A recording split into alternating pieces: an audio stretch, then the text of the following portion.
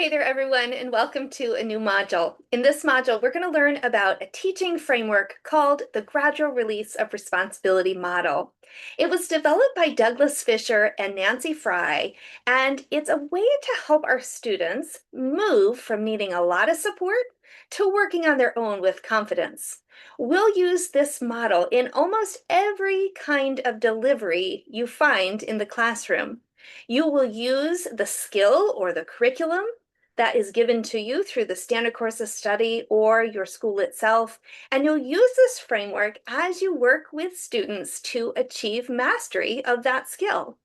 This model is going to help you to connect how we build and teach that specific curriculum or that specific strand.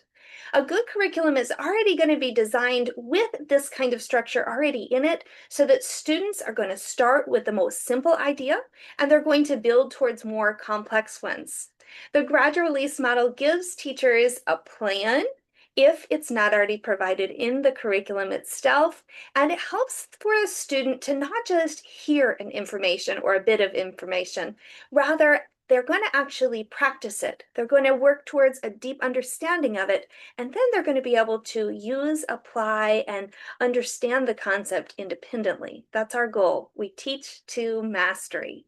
Now, you might have heard of this model described in this way.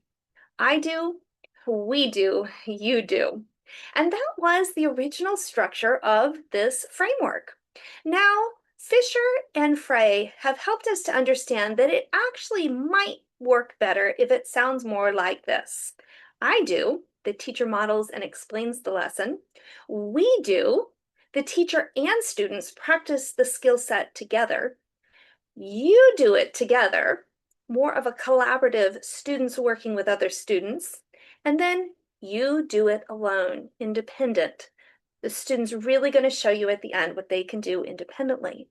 But I want to remind you, as we work through this module, you're going to notice that the process does not always need to be linear. Teachers can move back and forth as students learn, and sometimes it works best to present a concept without the teacher being the one to explicitly deliver that information. Those are models like collaborative learning or inquiry.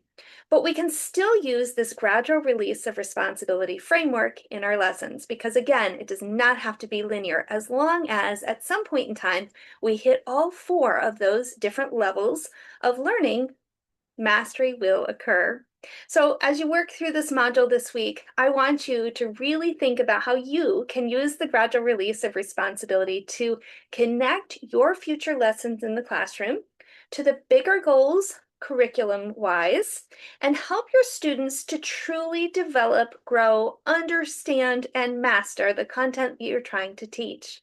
I want you to take a moment and think about how this model of I do, we do, you do it together, now you do it alone, has also been used in your own educational sequences.